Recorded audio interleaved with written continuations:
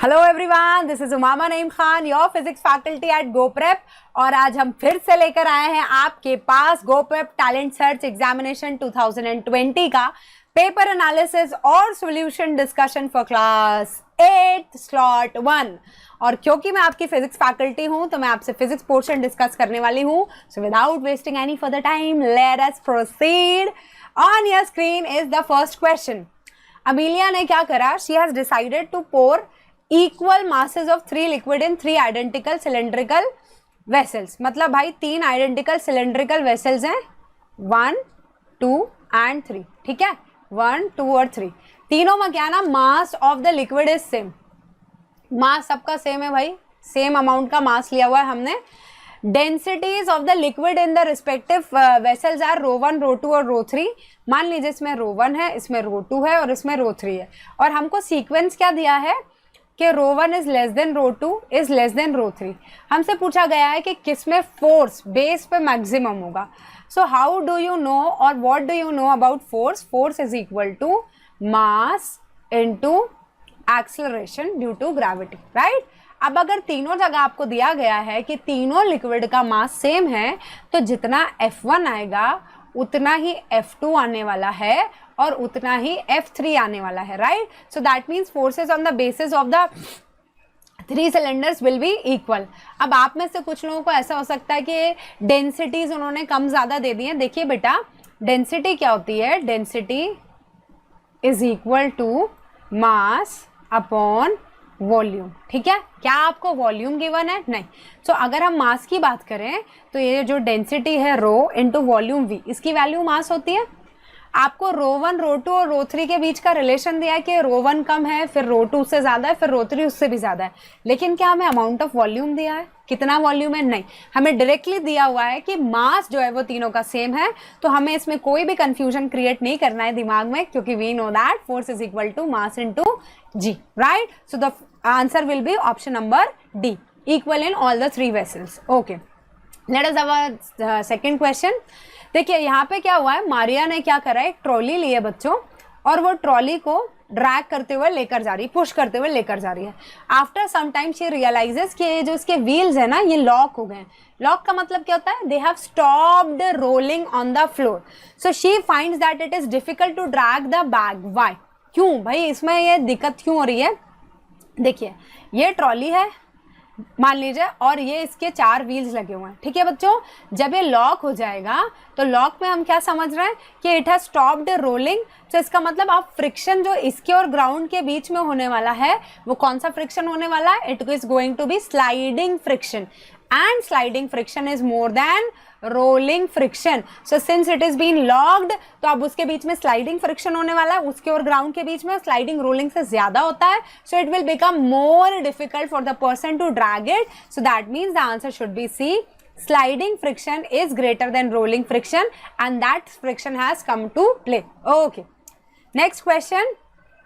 See here it is being given that there is a bob of a simple pendulum जिसकी पहले time period 1 second थी, फिर after 30 oscillation जो है वो बॉब ऐसा अपीयर करता है कि वो स्लो डाउन हो गया। तो क्या उसका टाइम पीरियड चेंज हो जाएगा? See all this data is been given to confuse you, लेकिन क्योंकि आप काफ़ी तेज बच्चे हैं, सो आई होप आप इस बात में, इस क्वेश्चन में ये चीज़ पकड़ पाए होंगे। बच्चों, T is equal to 2 pi under root L upon g, this is the formula to calculate the time period of the simple pendulum.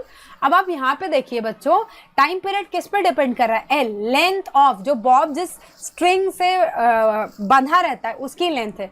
G क्या है? एक्सेलरेशन ड्यू टू ग्रेविटी है। और 2 पाई तो बच्चों कांस्टेंट होता है ना, ये टाइम के साथ चेंज होगा क्या? नहीं। So that means the time period is not going to change and it will remain same, जितना पहले था उतना ही रहेगा, that is 1 second. Okay, next question बच्चों, देखिए यहाँ पे आपको असर्शन और रीजन के फॉर्म में 2 क्वेश्चन दिए हुए हैं। मतलब या तो असर्शन जो है वो सही भी हो सकता है, रीजन क्या करेगा? असर्शन को एक्सप्लेन करेगा। ओके, सो लेट अस सी, दोनों सही है, एक सही है एक गलत है, या क्या सिचुएशन बन रही है? So we'll analyse that. First में असर्शन वाले ए वाले पार्ट में हमको दिया है बच्चों कि जब एक आयरन बॉल है जिसका कि टेम्परेचर 20 डिग्री सेल्सियस है, उसको हमने वाटर में डिप करा। मान लीजिए ये पानी है और इसमें हमने आयरन बॉल को बच्चों डिप कर दिया, ठीक है, इसमें डिप कर दिया। तो क्वेश्चन ये कह रहा है कि heat will flow from ball to the water. अब हीट किससे किसकी तरफ फ्लो करेगी तो उसके टेम्परेचर पे डिपेंड करता है। देखिए आयरन वाली जो बॉल है उसका टेम्परेचर बच्चों कितना दिया, 20 डिग्री सेल्सियस। अब दूसरे का टेम्परेचर केल्विन में दिया तो हम इसको भी केल्विन में कन्वर्ट कर लेंगे। सो 273 प्लस 20 डिग्री, जब भी डिग्री सेल्सियस में 273 ऐड करते हैं तो इट विल बिकम केल्विन वाला टेम्परेचर। ओके, तो ये this will become about 293 kelvin, right. और वाटर का टेम्परेचर कितना दिया है बच्चों, it is 303.13 kelvin. It is already hotter then the iron ball. तो हीट कहां से कहां फ्लो करने वाली है, वाटर से आयरन बॉल की तरफ फ्लो करेगी, from the body of higher temperature to the body of lower temperature. तो असर्शन तो डेफिनेटली फॉल्स है। Reasoning will see, heat always flow from a body at higher temperature to the body at lower temperature. बिल्कुल सही बात है कि heat कहां से कहां फ्लो करती है, हायर टेम्परेचर से लोअर टेम्परेचर की तरफ। इसीलिए असर्शन हो गया हमारा गलत, रीजनिंग हमारा एब्सोल्युटली करेक्ट। इसलिए इसका आंसर क्या होने वाला है, A is false but R is true. That is option number D. Okay, moving towards the fifth question. हमें कुछ चीजें दी गई हैं, हमें बताना है इसमें कौन सा मिरर यूज हुआ है। Okay, image formed is virtual and erect. बेटा वर्चुअल क्या होता है, वर्चुअल इज, मान लीजिए यहाँ पे कॉनकेव कॉन्वेक्स कौन सा भी मिरर है, जो भी मिरर है उसके पीछे इमेज बन रही है ना, यहाँ कहीं इमेज बन रही है, ठीक। तो ये तो कॉनकेव में भी हो सकता है और प्लेन मिरर में भी हो सकता है और हमारे कॉन्वेक्स में भी हो सकता है, सब में हो सकता है। फिर second, size of image formed is equal to the size of the object. अच्छा भाई, मतलब जितना बड़ा ऑब्जेक्ट है उतनी ही बड़ी इमेज है, साइज इनका बराबर है। तो अब इसका मतलब क्या है, ये प्लेन मिरर भी हो सकता है और ये कॉनकेव मिरर भी हो सकता है। The right side of the object appears at the left side. अब ये कब होता है, राइट साइड लेफ्ट साइड कब बन जाता है बेटा, इसको क्या बोलते हैं, इसको हम बोलते हैं lateral inversion, right. And lateral inversion किस में होता है, प्लेन मिरर में। So the answer to this question is option number C. जब भी आप घर में खड़े होकर देखेंगे अपने आप को मिरर में, तो आपका लेफ्ट हैंड आपको राइट हैंड की तरह दिखता है कि नहीं दिखता, और आपका राइट हैंड आपको लेफ्ट हैंड की तरह दिखता है। So this is lateral inversion, और ये सिर्फ किस में होता है बच्चों, plane mirror. Okay, let us proceed towards the next question.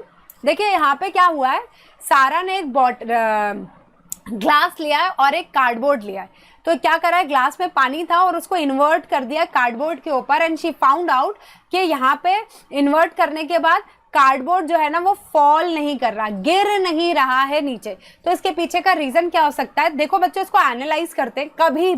कभी भी मान लीजिए ये वाला आपका कार्डबोर्ड है और उसके ऊपर ये ग्लास रखा हुआ है, ठीक। तो ये कब फॉल करेगा, this cardboard is basically going to fall जब उस पे नीचे की तरफ लगने वाला फोर्स ज्यादा होगा।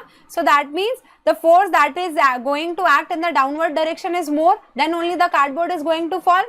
But अगर कार्डबोर्ड फॉल नहीं कर रहा है, that means उसके ऊपर जो नीचे से ऊपर की तरफ फोर्स लग रहा है ना, in the upward direction it is more, वो उसको ऊपर की तरफ धका रहा है, जिसकी वजह से कार्डबोर्ड फॉल नहीं कर रहा। तो नीचे उसमें फोर्स कौन सा लग रहा है या लगा कौन रहा है, तो हमें क्या पता है, हमारे आसपास जो एटमॉस्फेयर होता है वो हर डायरेक्शन में फोर्स लगाता है। तो बेटा यहाँ पे भी जो एयर के पार्टिकल्स होंगे उस पे फोर्स लगा रहे होंगे, जिसकी वजह से प्रेशर आ रहा होगा। तो यहाँ पे एटमॉस्फेरिक प्रेशर जो है वो कंटेनर, इस ग्लास के अंदर वाला जो फोर्स है, प्रेशर जो है उससे क्या है, ज्यादा। The atmospheric pressure acting on the cardboard from the downward direction, किससे ज्यादा है, उस प्रेशर से ज्यादा जो कि कार्डबोर्ड के ऊपर अंदर की तरफ से लग रहा है। So the answer to this question is option number D, air pressure inside the glass is lesser than the atmospheric pressure. That is option number D. So this was all from me from the physics portion of the paper. Let us move towards chemistry. Hello students, my name is Pragya Mishra and I am your chemistry faculty. So I hope आपका GTSE का exam बहुत अच्छा हुआ है और आपके सारे के सारे क्वेश्चंस बहुत अच्छे हुए हैं। फिजिक्स का भी आपका पोर्शन बहुत अच्छा गया है and same with chemistry. So जितने भी क्वेश्चन बच्चे आए थे स्लॉट 1 में, we are going to discuss those questions. So let's begin with the very first question that is right in front of you and that says Shreya, a class student, listed the properties and uses of a few fibers given in the below table. W, X, Y and Z respectively are. आपको इनकी property और इनके uses से identify करना है कि कौन सा फाइबर है W, कौन सा फाइबर है X, which one is Y and which one is Z। तो चलिएगा शुरू करते हैं। The very first is absorbs moisture and can be woven like silk fibers, reinforced tires and bandages। So चलिए बच्चों देखिए, सबसे पहला जो आपका है that is rayon। W is rayon, right? Because we have been given a hint that can be woven like silk fibers, reinforced tires and bandages, right? चलिएगा move to the next one which is X, soft like wool, less expensive and does not shrink, blankets and shawls। बच्चों nothing but acrylic, right? Acrylic is the synthetic wool। Move to the next one which is Y, strong, long lasting, water and wrinkle resistant, which is used in making dress materials, soft drink bottles। So बच्चों Y is nothing but the polyester, very fascinating dress material it is। Now move to the last one that is Z, which is elastic, very strong, light and wrinkle resistant। strong है बच्चों, तो that is none other than our nylon। So the correct answer है is बच्चों option A, rayon, acrylic, polyester and nylon। Move to the next question। Question says it was raining accompanied by a thunderstorm।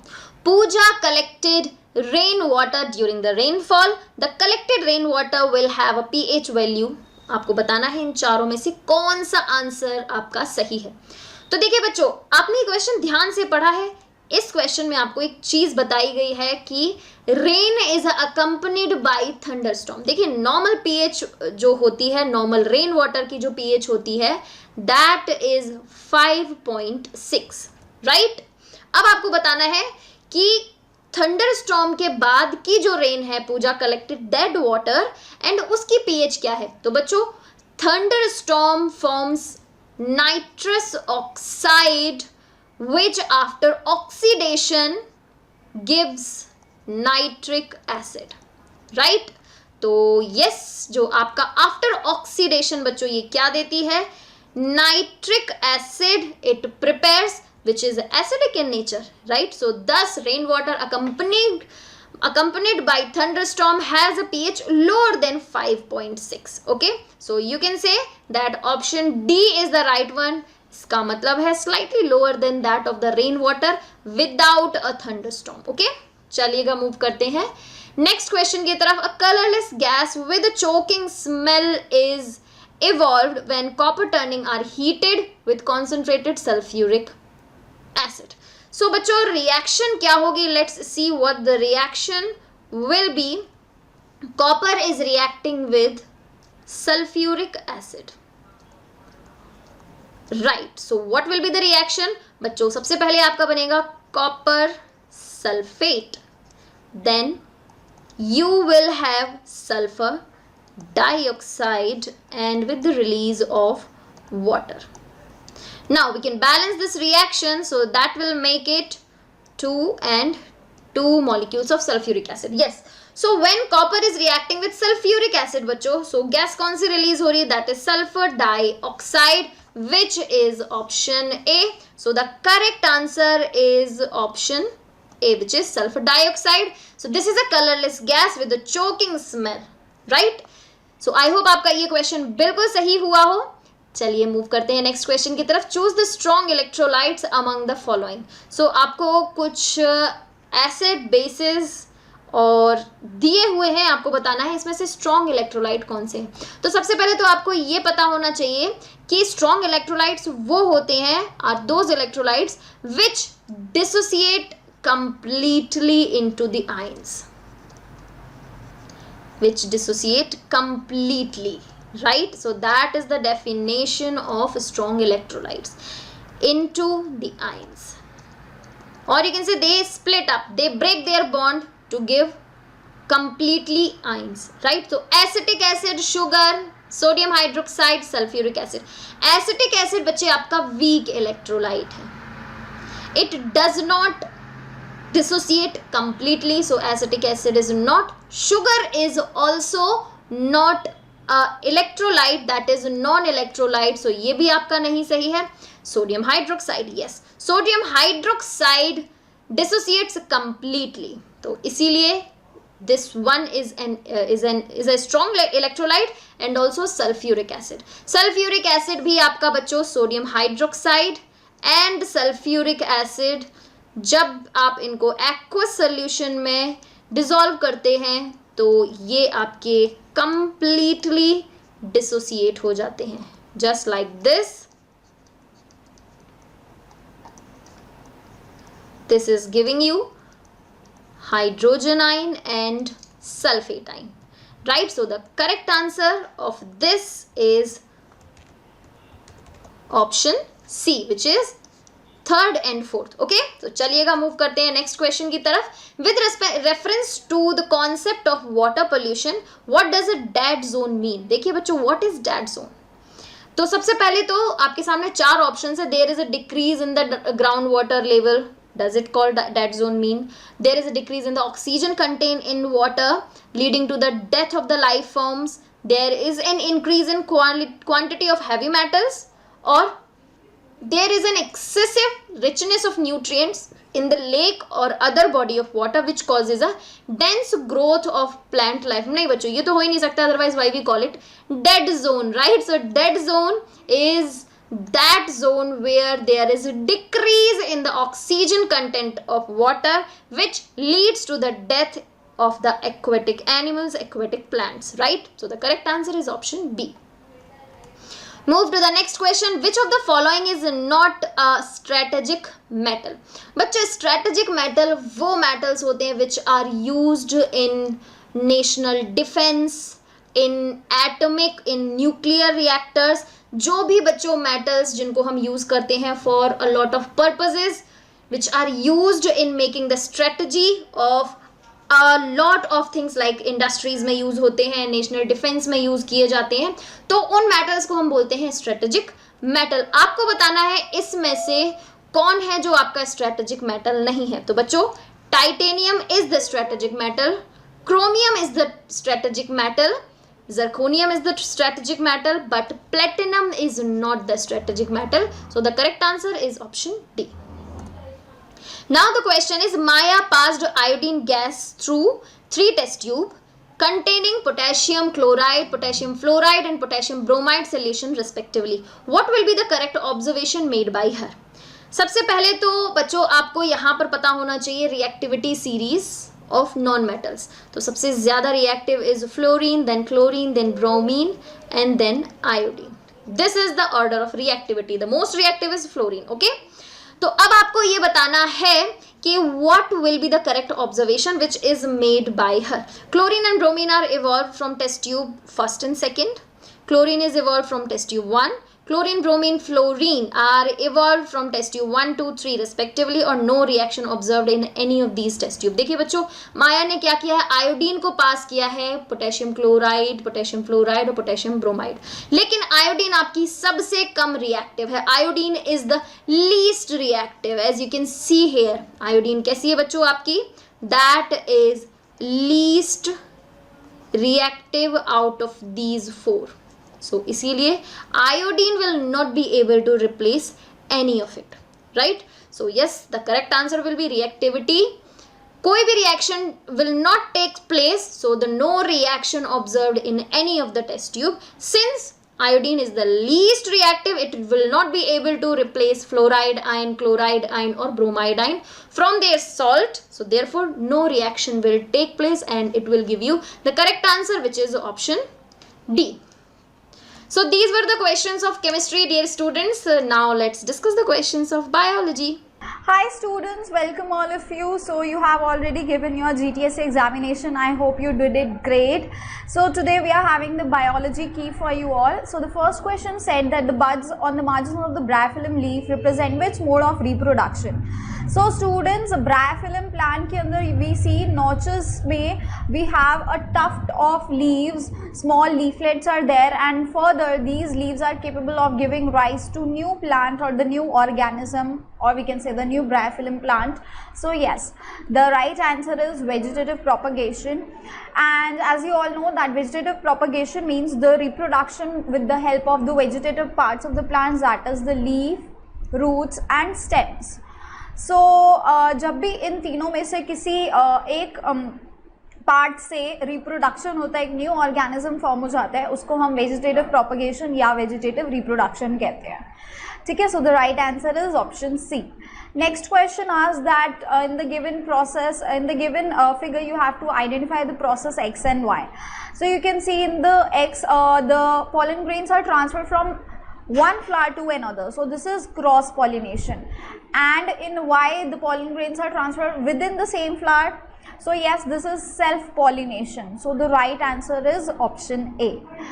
Next question asks that the finger-like outgrowths of the amoeba helps to digest food. We all know that amoeba has finger-like outgrowths, and it, with the help of these outgrowths, it engulfs the food, and these are known as pseudopodia, right? These are known as pseudopodia. So similarly, in humans also finger-like projections are seen in the intestine, in the small intestine, and these are the finger-like projections which are known as villi. And these villi increase their surface area to absorb the digested food. So whatever food is digested in the small intestine is absorbed through this villi. So the right answer is option C. Next question asks that which of the following is incorrect about the given figure. So we know that this is the figure of amoeba and this is the figure of paramecium. So students, we all know that both of them are protozoa, दोनों ही protozoa है. And ये protozoa कैसे होते हैं? These are unicellular and eukaryotic, right? So these are unicellular and eukaryotic. So incorrect statement यहाँ से क्या होगा? Option B, because it's saying A is unicellular, B is multicellular, but both are unicellular, so B is incorrect here. Next question asks that endoplasmic reticulum chiefly acts as a producer of. So we all know endoplasmic reticulum के अंदर proteins और lipids का synthesis होता है, where proteins is synthesized through the RER, that is rough endoplasmic reticulum, and in your SCR, that is the smooth endoplasmic reticulum, the lipids are synthesized. But क्योंकि यहाँ lipids option में नहीं है, so the right answer is option B. Because students, जो आपका rough endoplasmic reticulum होता है, it has ribosomes, and ribosomes is the manufacturing unit of your protein. So yes, it synthesizes the proteins. Next question asks that the management and the production of the fish is called. It is called pisciculture because it specifically it is for the fishes. Yes, pisciculture comes from the word piscine, which means fishes. So yes, it helps in the management and the production of the fishes. The last question asks that the rhizobium is a bacteria which fixes the atmospheric nitrogen. So yes, these are found in the root nodules growing in. So basically ये कहाँ grow कर रहे होते हैं? In the roots of the leguminous plants. So yes, उन्हीं root nodules के अंदर, वहीं उन roots के अंदर nodules form होते हैं, and there only they grow. And yes, these bacteria help in the fixing of the nitrogen there. So that was all students. I hope you did great, and this answer key will help you to understand all the questions that were there in your GTSC examination. Hello guys, this side Nitika Verma. So guys, hope आपका GTSC exam बहुत अच्छा रहा होगा और सबने अपने अपने तरीके से उसको अटेम्प्ट करा होगा guys. So कोई नहीं, जिसका अच्छा हुआ वेरी नाइस, जिसका नहीं हुआ कोई नहीं guys. प्रैक्टिस तो ऑब्वियसली करनी पड़ेगी, and the next GTSC में you can do almost good. Okay guys, so अब हम मैथ्स के बारे में और एप्टीट्यूड के बारे में करेंगे इस वाली वीडियो में. So okay guys, so first of all will be going to maths and then to aptitude. ठीक है गाइज, बहुत इजी था इस बारी GTSC. It was quite easy in fact. So let's move on to the first question guys. That is 21st question of the GTSC and first question of maths. So the number of sides of a regular polygon whose interior angle is of 135. So हमें basically number of sides बतानी है. So we have to find out n of a regular polygon. By regular polygon guys आप सबको पता होगा कि जिसके सारे angles equal होते हैं और सारी sides equal होती हैं. That means all angles are equal and all sides are equal. Okay, so ये होता है regular polygon में. So ठीक है, so हमें n निकालना है, हमें नंबर ऑफ साइड्स निकालनी है जिसका हर इंटीरियर एंगल जो है वो 135 डिग्री के इक्वल दिया हुआ है. So अब हम वो करके निकालेंगे. ठीक है, so क्या होता है formula, each interior angle of a regular polygon होता है n-2 into 180 डिग्री अपॉन में n. This is the formula. और यू कैन पुट 2n-4 करके जो होता है वो वाला फॉर्मूला भी पुट कर सकते हो आप, into 90 वाला. दैट्स फाइन गाइस, कोई उसमें इशू नहीं है. So 135 is equals to n-2 into 180 degree upon n. So this will become 135n is equals to 180 into n-2. ये हो जाएगा. And then 135n is equals to 180n minus 360 degree. So जब हम इस लीनियर इक्वेशन को solve करेंगे, because obviously ये linear equation बन गई है हमारी, so हमारा n क्या आ जाएगा, so our n will be what? n will be 8. ठीक है, this will come out to be 45n. So 360 upon 45 क्या होगा, 8 हो जाएगा. Okay guys, coming on to this question. So now you have to solve this. This is linear equation in one variable. So इसको solve कर लेते हैं guys. ठीक है, सो कुछ लोग तो पहले इसका एलसीएम ले लेंगे एंड देन सॉल्व करेंगे. So what I am doing is, मैं पहले यहाँ पे n को इधर लेके जा रही हूँ. ठीक है, n वाले सारे साथ में रख रही हूँ एंड विदाउट n वाले एक साइड पे रख रही हूँ. So I took out the LCM, it is 20. So this will be 8n minus this will be 25n and this will be n is equals to 4/5. So इससे क्या हो जाएगा, this will come out to be minus 18n upon 20 is equals to 4/5. So this is 9 and this is 10. Divide 2 से cancel out किया है मैंने. सो इससे क्या हो जाएगा, n क्या आ जाएगा, this will B -4/5 into 10/9. So this is 1, this is 2. So the answer is D guys, it's -8/9. Okay. Coming on to 23rd question now, the parallel sides of a trapezium. By trapezium we know that a trapezium is a quadrilateral जिसमें सिर्फ एक parallel sides का pair होता है, मतलब एक pair जो होता है वो पैरेलल होता है. ठीक है, and no nothing is equal and everything. So let ABCD हमारा कोई ट्रेपेजियम हो गया, सो जिसमें AB पैरेलल हो गया CD के. ठीक है, so we are given that की जो पैरेलल साइड्स हैं वो रेशो में दी हुई है 3x और 4x के. So let this be 3x and let this be 4x. ठीक है, and the perpendicular distance between them is 12. और इन दोनों के बीच में जो परपेंडिकुलर डिस्टेंस है वो 12 दिया हुआ है centimetre. Obviously units are very important. और एरिया जो है ट्रेपेजियम का, so area is given out to be 630 centimetre square. क्या होता है area of trapezium, area is half into sum of parallel sides into height. So this is the area of trapezium guys.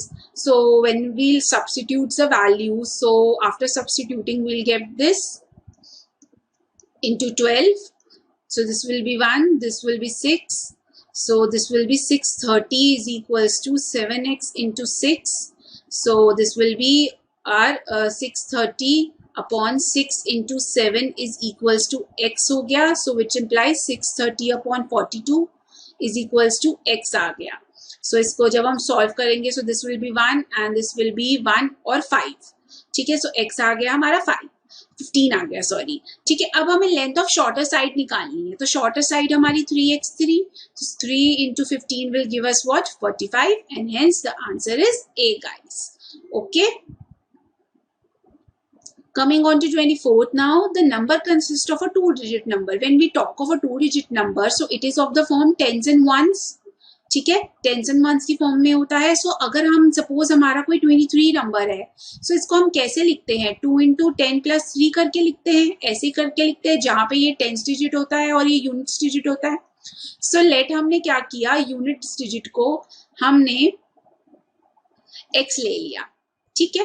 सो इसके बाद हमने क्या किया, सो हमारा टेंस डिजिट जो होगा वो क्या हो जाएगा, सो बेसिकली यूनिट डिजिट और टेंस डिजिट का जो सम है ना वो 9 दिया हुआ है, जैसे इन दोनों का सम 5 है ना, सो इसमें 9 दिया हुआ है। सो 9 माइनस 6 हो जाएगा टेंस डिजिट हमारा। सो नंबर क्या होगा हमारा 10 into 9 minus x plus x, ये होगा क्योंकि ऑब्वियसली जो हमारा टेंस डिजिट था इंटू में उसके साथ हमने 10 किया और प्लस में यूनिट डिजिट लिखा, मतलब अगर मैं इसको ऐसे लिखूं सो this will be tens digit into 10 plus unit digit. ठीक है, ये हमारा नंबर फॉर्म होता है 2 डिजिट नंबर। ठीक है, सो ये ऐसा हो गया। सो ये हो गया 90 minus 10x plus x which is 90 minus 9x। ठीक है, अगर 27 सब्ट्रैक्ट होता है इस नंबर से, अगर हम 27 इसको सब्ट्रैक्ट कर देते हैं तो डिजिट्स रिवर्स हो जाते हैं। What do you mean by reversing? Reversing means कि पहले ये 23 था, अब ये 32 हो गया, मतलब टेंस वाला वंस बन गया और वंस वाला टेंस बन गया। तो ऑन रिवर्सिंग हमारे पास क्या हो जाएगा, न्यू नंबर हमारा क्या होगा, सो this will B 10x plus 9 minus x, so this will B 9 plus 9x। सो अब अकॉर्डिंग टू द क्वेश्चन, अगर क्वेश्चन के अकॉर्डिंग हम इक्वेशन बनाएंगे, सो पहले वाले नंबर में से जो ओरिजिनल नंबर था उसमें से हमने 27 माइनस किया तो हमारे पास ये आया। ठीक है गाइस, मतलब हमारा नंबर जो है वो रिवर्स हो गया। ठीक है, सो इसको सॉल्व करेंगे, ये हो जाएगा 63 minus 9 is equals to 9x plus 9x, so this will be 4 and 54 is equals to 18x, so x will be what, x will be 3, so that means हमारा जो यूनिट डिजिट था वो 3 आ गया, ये 6 आ जाएगा, so नंबर क्या हो जाएगा हमारा 63 हो जाएगा। Obviously this is 6, this is 3, so 6 into 10 plus 3 will give me what, 63 guys। Okay, okay guys, coming on to 25th now, so this is again very easy। so हमें बताना है इसमें से कौन सी स्टेटमेंट जो है वो करेक्ट है, मतलब इन ABCD में से करेक्ट बताना है। so first is integers are closed under addition, so what do you mean by closed? closed से आ जाती है closure property। closure property है, closure law का मतलब क्या होता है guys, that means that integers में confined है, मतलब अगर दो इंटीजर्स ले रहे हैं हम लोग, सो वो इंटीजर ही आएगा, चाहे उसका एडिशन करो, चाहे सब्ट्रैक्शन करो, चाहे मल्टीप्लिकेशन करो या डिवीजन वाली चीज। अभी देखते हैं कि सब में से कौन सा सही होगा। सो लेट हमने क्या किया, हमने कोई दो इंटीजर्स ले लिए, ये और ये ले लिया। ठीक है, अगर अब मैं इन दोनों को ऐड करती हूँ तो मेरे पास इंटीजर ही आ रहा है, -5 इज एन इंटीजर। अगर मैं इन दोनों को सब्ट्रैक्ट करती हूँ तब मेरे पास क्या आएगा, तब भी मेरे पास इंटीजर ही आएगा, 1 इज ऑल्सो इंटीजर। जब मैं इसको मल्टीप्लाई करूंगी तब मेरे पास 6 आ रहा है, अगेन इंटीजर। लेकिन जब मैं इसको डिवाइड करती हूँ तो मेरे पास ऐसा कुछ आएगा which is not an integer, ये इंटीजर नहीं है, this is a fraction which is not an integer.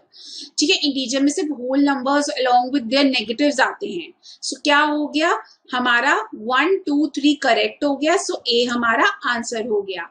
Integers जो है एडिशन में भी क्लोज होते हैं, मतलब अगर मैं दो इंटीजर्स को ऐड करूंगी, सब्ट्रैक्ट करूंगी, मल्टीप्लाई करूंगी तो मेरे पास इंटीजर ही आएगा, इंटीजर्स में कंफाइंड रहेगा, कुछ और नहीं आएगा। That's the meaning of closure law. ठीक है, और जब डिवाइड करूंगी so I am not getting an integer, तो क्लोज नहीं होगा इंटीजर में। ठीक है guys, okay. Then again which of the following is incorrect, बताना है कौन सा इनकरेक्ट है। सो ऑब्वियसली पहला वाला तो इज करेक्ट कि 0 जो है वो 1 और -1 के बीच में लाई करता है। 1/2 जो है वो 0 और 1 के बीच में लाई करता है, सो ये हो गया 1/2 इज 0.5, ऑब्वियसली लाई करेगा। ठीक है, 1/4 हो गया 0.25, 1/2 इज 0.5 एंड 1 हो गया। सो ऑब्वियसली ये इन दोनों के बीच में लाई नहीं करता, ये तो इससे पहले लाई करता है। सो सी वाला हमारा क्या हो गया, सी वाला हमारा इनकरेक्ट हो गया, so C is the answer. Coming on to 27th, so Sachin scored twice as runs as Rahul. So let हमारे जो runs थे राहुल के वो कितने हो गए, वो x हो गए। ठीक है, सो सचिन के कितने हो गए, सचिन के 2x हो गए। Twice means what, into 2। ठीक है, सो टुगेदर जब दोनों के रन्स को मिलाया ना उन्होंने, मतलब जब ऐसा कुछ किया तो रन्स शॉर्ट हो गए 2 से, मतलब अगर वो 2 रन्स और ले लेते तो वो डबल सेंचुरी कर लेते। ठीक है, 2 से कम पड़ गए हैं उनके रन्स टोटल में, तो that means this, so this will be 3x is equals to 198, so x क्या आ गया 66 आ गया. सो राहुल कह रही हूँ, I am really very sorry. So Rahul ने कितने रन स्कोर करे? राहुल ने 66 रन स्कोर करे बिकॉज x था उसका. अगर सचिन का पूछा तो 2 into 66 होता, तब हमारा आंसर सी होता. ठीक है guys. Coming on to 28 now. So इसका क्या करा गया है? 23.45 का ना डेसिमल एक्सपेंशन करा गया है. ठीक है. सो एक्सपेंशन करेंगे जब हम, तो ये कुछ ऐसा होगा 4 into 0.1 प्लस 5 into 0.01. ठीक है. सो जब मैं इसको लिखूंगी अपॉन करके, सो ये मेरा कुछ ऐसा आ जाएगा 4 into 1/10 प्लस 5 into 1/100 हो जाएगा. ठीक है.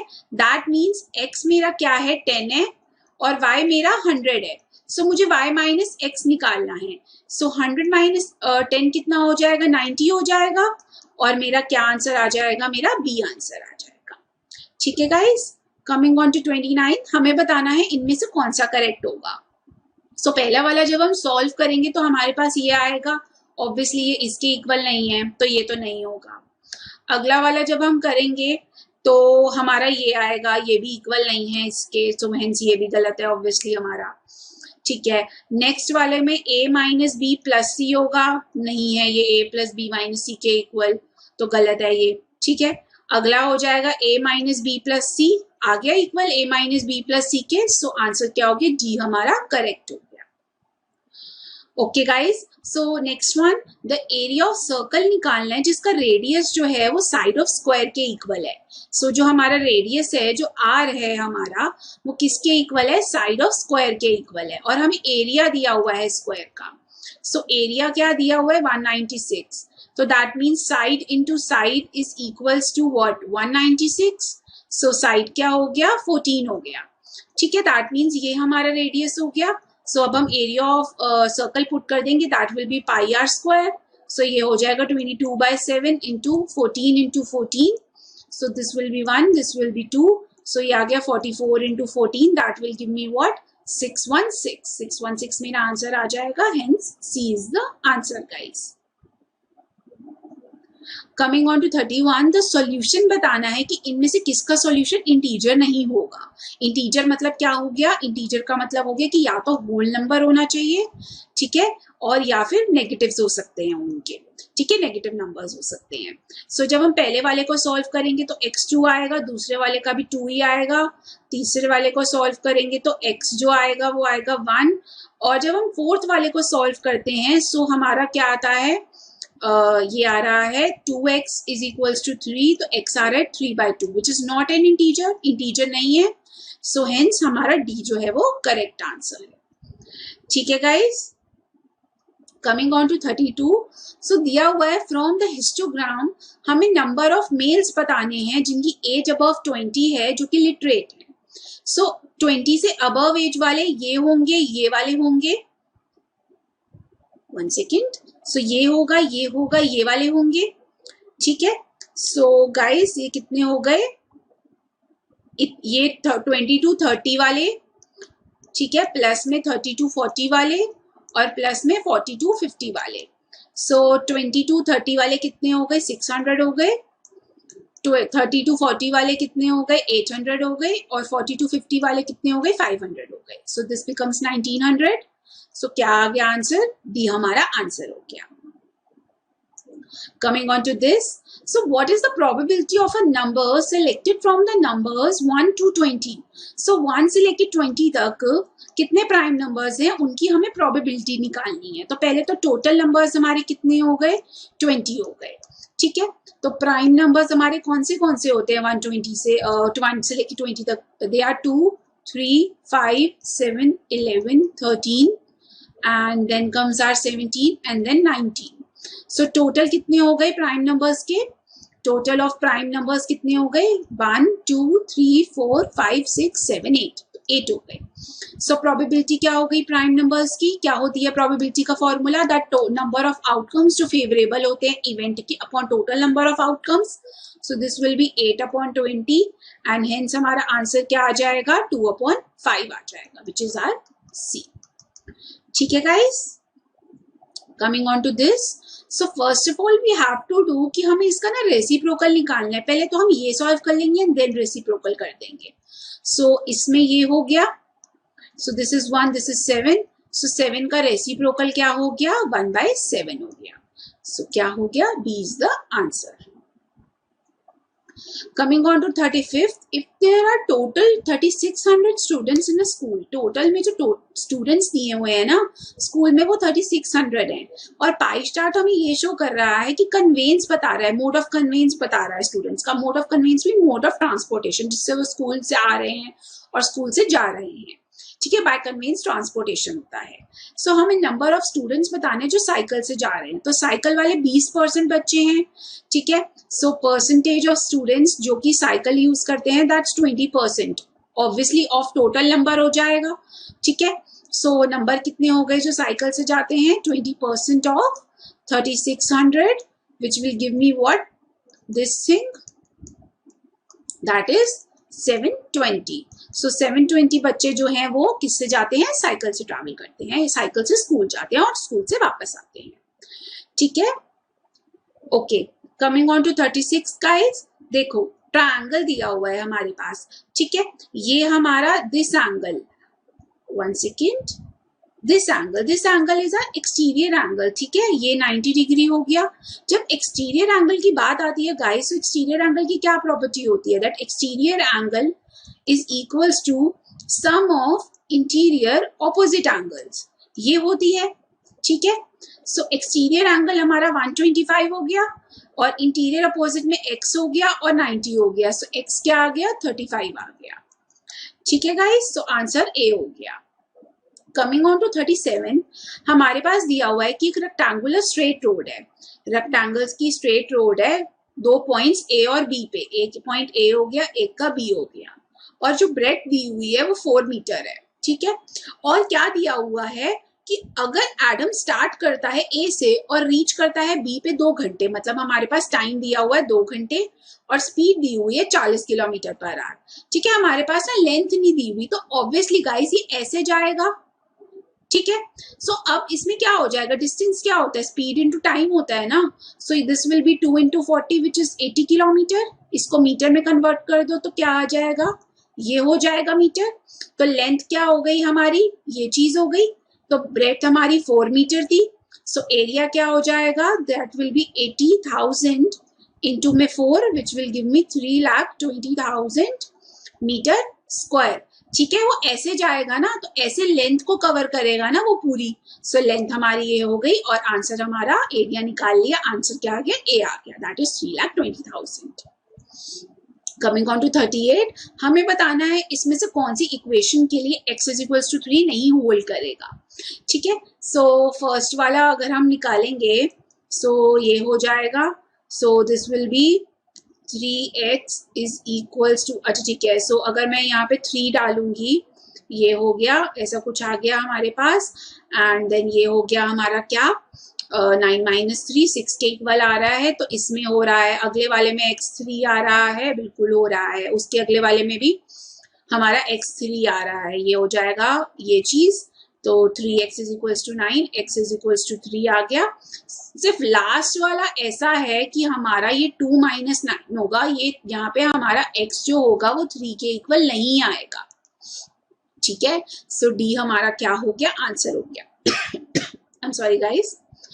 ठीक है, 39 क्वेश्चन में हमें एरिया रेक्टेंगुलर फील्ड का दिया हुआ है इक्वल है एरिया ऑफ पैरेललोग्राम के. दैट मीन्स एरिया जो है रेक्टेंगल का is equals to area of parallelogram दिया हुआ है. ठीक है, सो एरिया ऑफ रेक्टेंगल क्या होता है? Length into breadth. और एरिया ऑफ पैरेललोग्राम होता है बेस इनटू हाइट. ठीक है, ये दिया हुआ है 15 and this is given out 10. So base हमारे पास 5 दिया हुआ है, हाइट हमें निकालनी है. तो h क्या हो जाएगा? 15 × 10/5 हो जाएगा which is equals to 30 metre आ जाएगा. ठीक है, quite easy guys. Coming on to this 40th question, last question of maths, and then we'll be going to aptitude वाला session. So क्या दिया हुआ है कि average दी हुई है. What do you mean by average? Average means mean. ठीक है, mean क्या होता है हमारा? mean होता है sum of observations upon में total number of observations. This is given, ठीक है, मीन दिया हुआ है हमारे पास। सो यहाँ पे 4.55 दिया हुआ है, ये हो गया 4.5 प्लस 4.25 प्लस x अपॉन में 3, ठीक है। सो ये हो गया this thing into 3 is equals to, ये हो गया आपका 8.75 प्लस x। सो इसको हम कैलकुलेट करेंगे।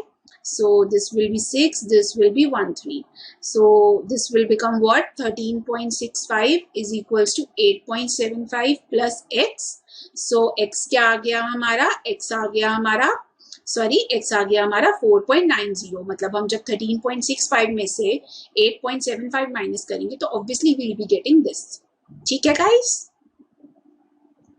Coming on to aptitude guys, which is one of मेरा तो favorite aptitude, I love solving aptitude guys. So अब इसके questions attempt करते देखते हैं क्या था। A man walks a distance of 5 kilometer towards north. तो सबसे पहली बार this is north, this is south, this is west and this is east, ठीक है। So एक man जो है वो इस point से north की तरफ जाता है 5 किलोमीटर, ठीक है। उसके बाद क्या करता है, वो यहाँ से लेफ्ट लेता है, तो लेफ्ट का मतलब इधर हो गया, इधर जाएगा, ठीक है। सो उसके बाद फिर से लेफ्ट टर्न करता है, वो लेफ्ट टर्न किया 5 किलोमीटर, फिर से आया। अब यहाँ से ना वो 3 किलोमीटर आगे जाता है, तो इतना तो 2 किलोमीटर हो गया और यहाँ पे 3 किलोमीटर, इतना पार्ट हो जाएगा हमारा। सो अब हमें बताना है कि वो इनिशियल पॉइंट से कितना दूर है। ये 2 है, ये 3 है, तो इसका मतलब ये कितना हो गया, 1 हो गया ना। ये भी 2 है तो ये भी 2 हो जाएगा। So this will be 1. So hence the answer is A guys, ठीक है। आगे क्या दिया हुआ है, in each of the following question 4 words have been given, 4 words दिए हुए हैं, हमें बताना है और वन आउट कौन सा है। पहला है brain, next fingers, then palm and then wrist. Guys fingers, palm और रिस्ट हमारे हाथ से, हमारे हैंड से रिलेटेड है। फिंगर्स होती हैं, देन पाम होता है, देन रिस्ट, ये हमारे हैंड की वो होते हैं, पार्ट्स होते हैं। सिर्फ ब्रेन ऐसा है जो बिल्कुल अलग है, ठीक है। सो क्या हो गया आंसर हमारा, ए आंसर हो गया, ब्रेन आंसर हो गया, ठीक है। ओके, अब हमें बताना है, हमें एक ऐसा बॉक्स चूज करना है इसमें से जो बिल्कुल ऐसे इस बॉक्स से बनेगा। गाइस जब इसका हम बॉक्स बनाएंगे ना तो हमें क्या दिखेगा कि ये सारी चीजें आएंगी, उसमें सब आएगा, सब बिल्कुल A to Z सारे सब आपको दिखेगा कि इसके साथ ये है, इसके साथ ये है। अगर आप इसका बॉक्स बनाओगे तो ये ऊपर होगा तो ये साइड में हो जाएगा, ठीक है। सो क्या होगा गाइस, हमारा आंसर डी होगा, हर बॉक्स करेक्ट होगा, ठीक है गाइस।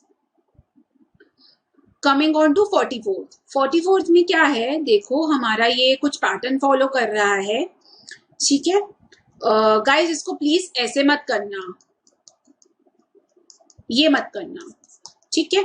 देखो गाइस ये है 25 प्लस 1, ये है, ये हो गया 64 प्लस 1, रेशो अभी हमें नहीं पता।